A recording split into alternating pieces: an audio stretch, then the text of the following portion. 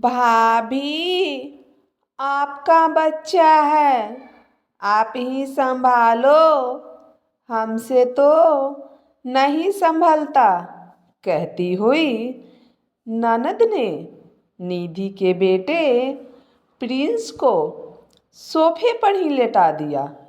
यह देखकर सासू माँ ने कहा, बहू, थोड़ा जल्दी जल्दी काम कर लिया करो, बस धीरे धीरे काम करके टाइम वेस्ट करती रहती है।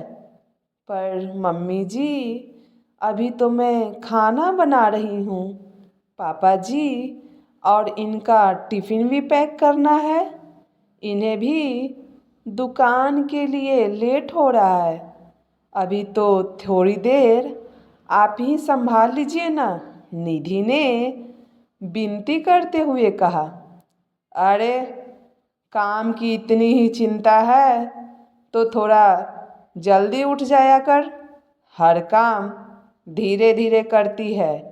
हमारी मदद के लिए तो कोई नहीं होता था, फिर भी दो दो बच्चे पाल लिए हमने, और एक इन्हें देखो, एक बच्चा नहीं पलता इनसे।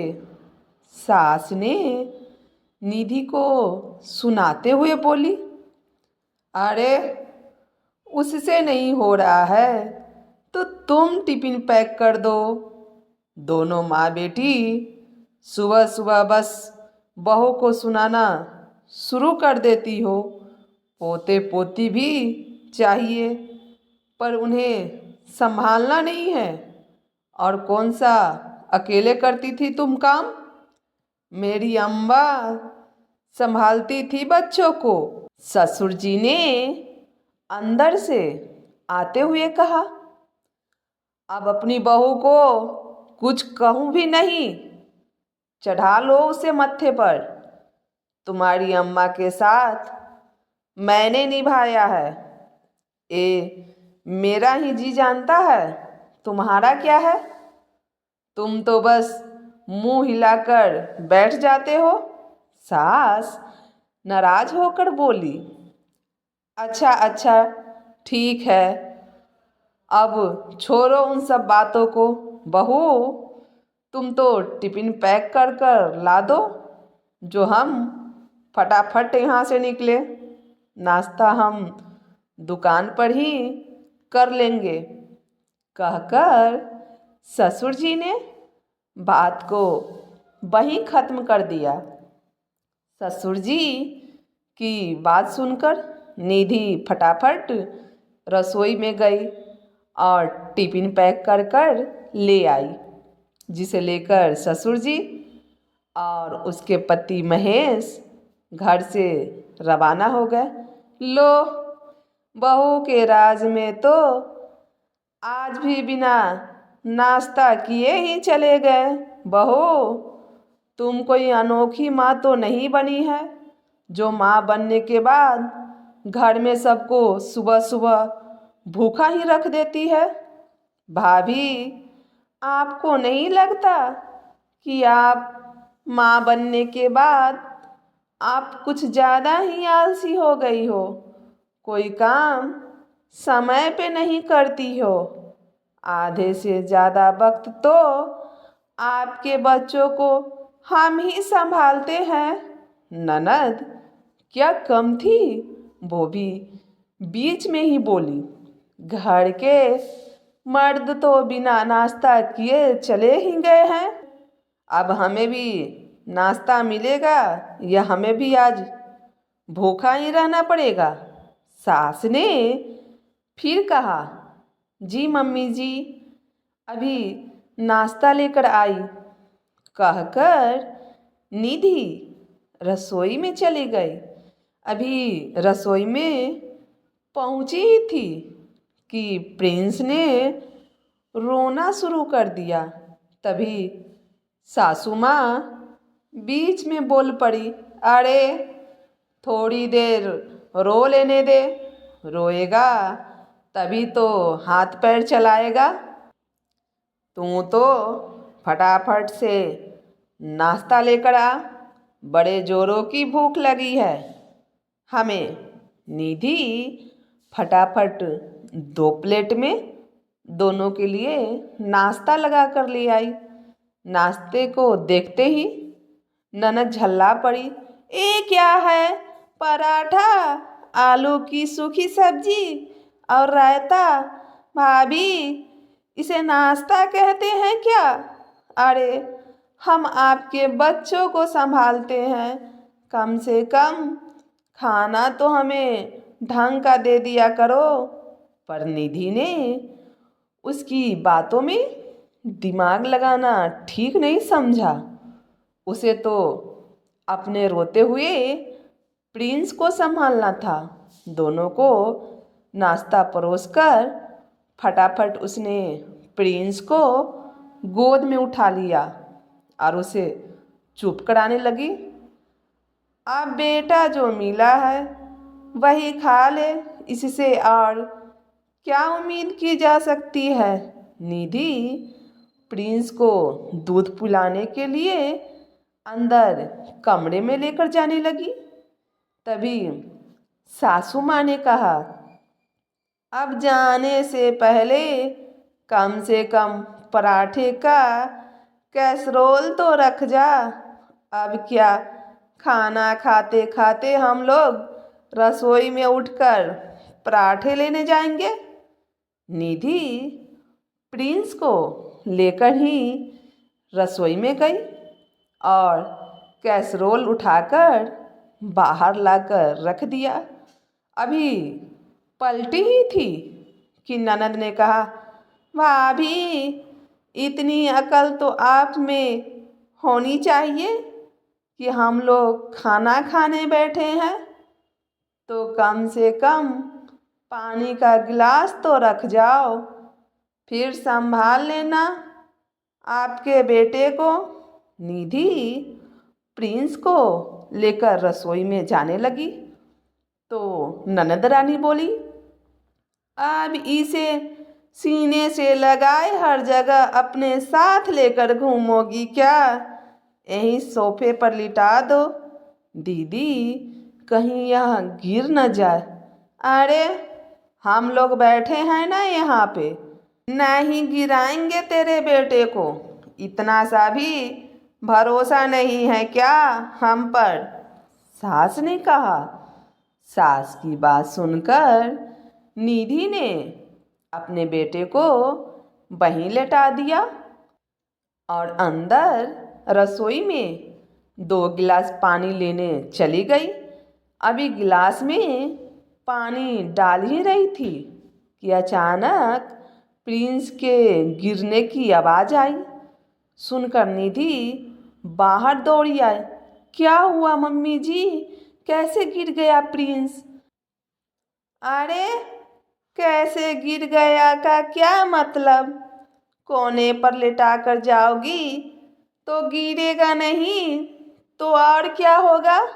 ननद ने कहा, एक बच्चा नहीं संभलता तुमसे, फोड़ दिया ना मेरे पोते का सिर। सास प्रिंस को चुप कराते हुए बोली, पर प्रिंस था कि चुप ही नहीं हुआ। अब खड़ी खड़ी देख क्या रही है? ले इसे अपनी गोद में और चुप करा। क्या संभालेगी ये बच्चे और घर को? अच्छी ढीली बहू पल्ले पड़ी है। आखिर निधि ने प्रिंस को गोद में लिया और चुप कराते हुए उसे अपने कमरे में लेके गई। कमरे में ले जाकर उसे दूध पिलाकर सुला दिया। पर प्रिंस के सिर पे चोट के कारण निशान पड़ गया। शाम को ससुर जी और महेश घर पर आए तो प्रिंस के सिर पर चोट देखकर बोले, क्या हुआ प्रिंस को? सिर पर चोट कैसे लग गई? और क्या होगा, तुम्हारी कामचोर बहू है ना, उससे एक बच्चा तक तो नहीं संभलता। इतनी लापरवाह है कि बच्चे को सोफे के कोने पर सुलाकर चली गई। सास ने जवाब दिया, हाँ देखो अभी भी इसे हम ही संभालना पड़ रहा है। ननद ने कहा। यह सब रसोई में काम करती हुई निधि को भी सुनाई दे रहा था। उसे बुरा भी लग रहा था।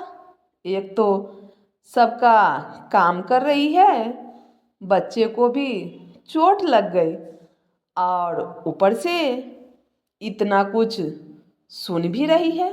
बहू, खाना बन गया है तो फटाफट से सबके लिए खाना लगा दे और फिर संभाल अपने बेटे को।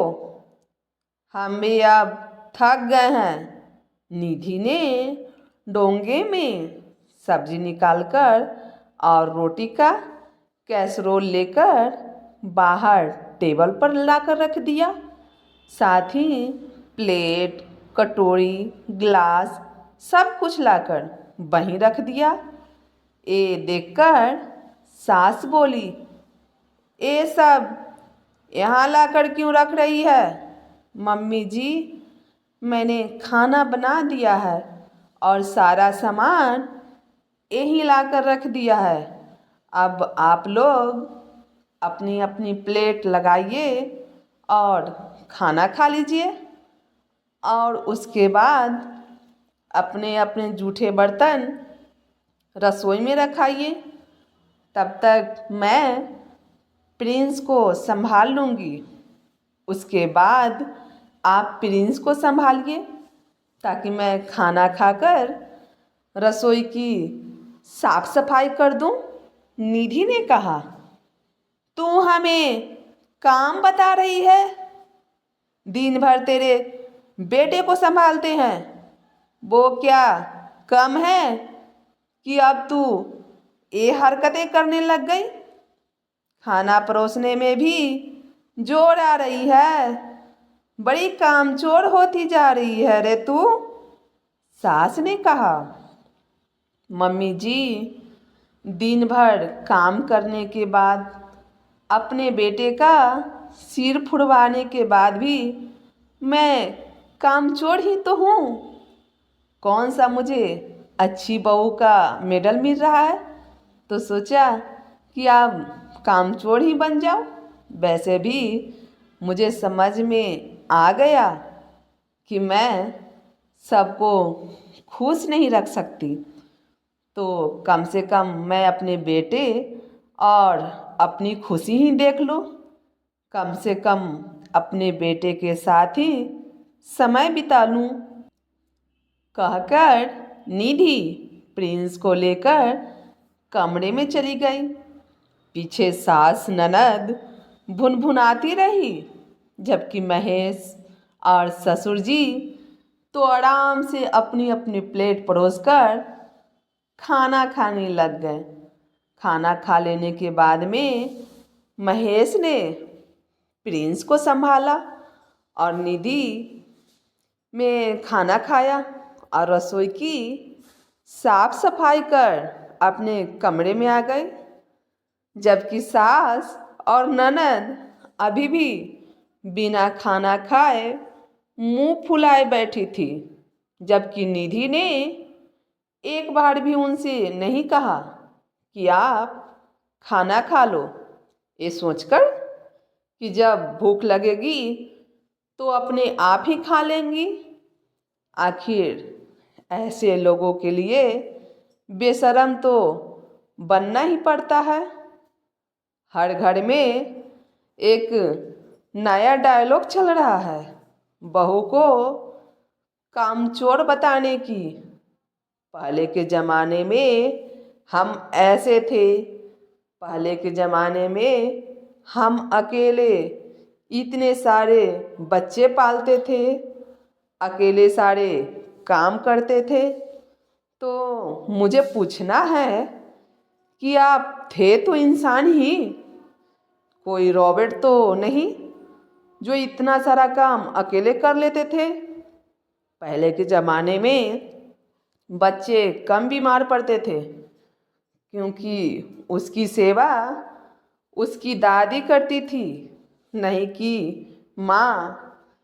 अभी के टाइम में एक 22-23 साल की लड़की को घर संभालना, बच्चे संभालना और ऊपर से ये सुनाना कि तुम कामचोर हो, तुमसे कुछ नहीं होता है, तो आपको शर्म आना चाहिए, क्योंकि आप भी कुछ अकेले नहीं की थी।